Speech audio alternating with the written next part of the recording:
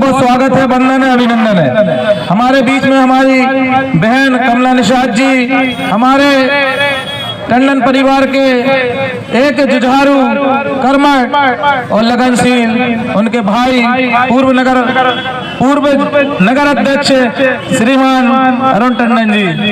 साथियों, मेरे समक्ष सभी पदाधिकारी बैठे हैं, सभी कार्यकर्तागण बैठे हैं, उनको कोटि कोटि नमन करता हूं और बहुत बहुत धन्यवाद देता हूं संजय सेठ जी को, बहुत बहुत धन्यवाद देता हूं दीपक चौरसिया जी को, बहुत बहुत धन्यवाद देता हूं नेता चौरसिया जी को और हमारे छोटे भाई दिनेश रवि चौरसिया जी को। साथियों, चूंकि काफी वक्त है और इसके बाद में टंडन जी को अगली सभा में भी जाना है, क्षमा करें कुछ लोगों के नाम नहीं बोल पाए, लेकिन फिर भी सबके लिए फिर पुनः कोटि कोटि नमन। राजा भैया, हमारे रमेश भैया, हमारे शैलेंद्र भैया, सभी पार्षद गण बैठे हैं।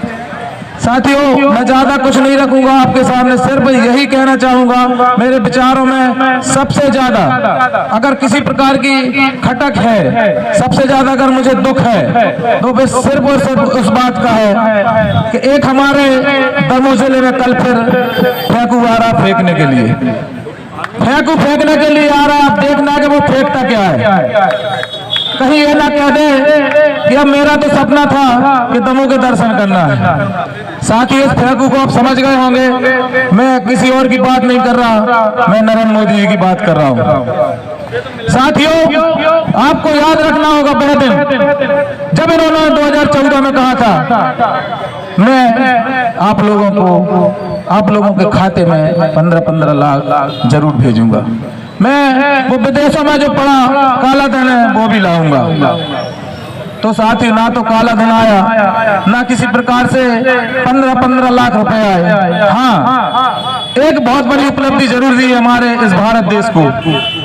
उनने जो बेचारे 4-4, 5-5 साल मेहनत करते थे, 4 बजे से उठ के प्रैक्टिस करते थे, उन बेचारे युवाओं को इन्होंने अग्निवीर बना दिया।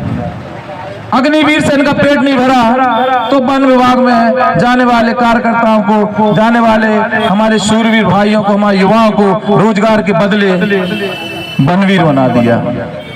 और इनसे भी ऊपर एक और वीर बनाया है, जिसे हमारे माननीय कमलनाथ जी कहते हैं घोषणा वीर। तो घोषणा वीर को कौन है वो भी आप समझ गए। घोषणा वीर हमारे शिवराज चौहान जी।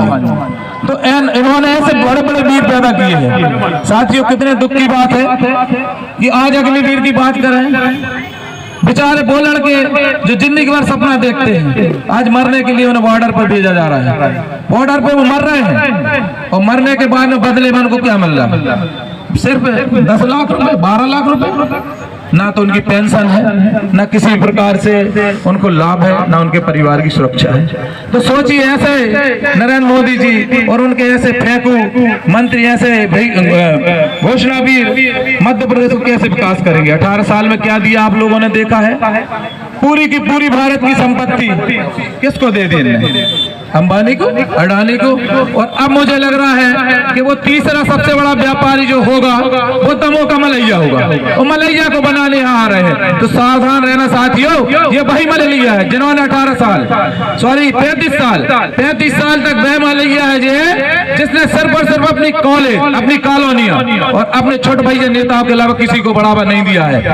साथियों, मेरा निवेदन है, ऐसे घोषणा वीरों से मेरा निवेदन है, ऐसे जो फेंकू आ रहे हैं उनकी बातों में नहीं आना, और आपको जो वोट की रक्षा करना है सिर्फ उसी प्रकार करना जिस प्रकार से हमें अपनी बेटी की रक्षा करना पड़ती है, जिस प्रकार से हमें अपनी माता की रक्षा करना पड़ती है। आपको ये वोट बिकने नहीं देना है, आपको ये वोट झुकने नहीं देना है, क्योंकि ये फिर आएंगे, फिर लूटेंगे, किसी को पैसे देंगे, किसी को पायल देंगे, तो किसी को बिछिया देंगे।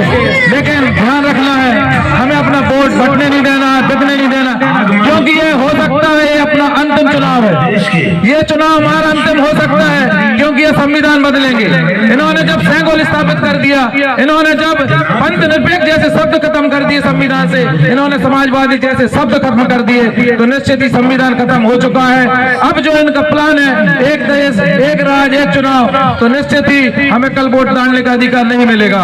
आज ये वोट डालने का अधिकार है जिससे आप मोदी सरकार को, मोदी के भाषण वीरों को, मोदी के इन छोट भाइयों नेताओं को धूल चटा सकते हैं। तो मेरा निवेदन है, अपील है, आने वाली 17 नवंबर को भारी से भारी मतों में हमारे अजय भैया को जिताएं और कमलनाथ जी की सरकार बनाएं, ताकि हम और आप मिलके राज्यसभा में अपने राज्यसभा सदस्य भेजें, इनका बहुमत पूर्ण न हो पाए। इन्हीं शब्दों के साथ मैं अपनी वाणी को विराम देता हूँ। जय भीम, जय भारत, जय संविधान, जय कमलनाथ, जय जय कांग्रेस।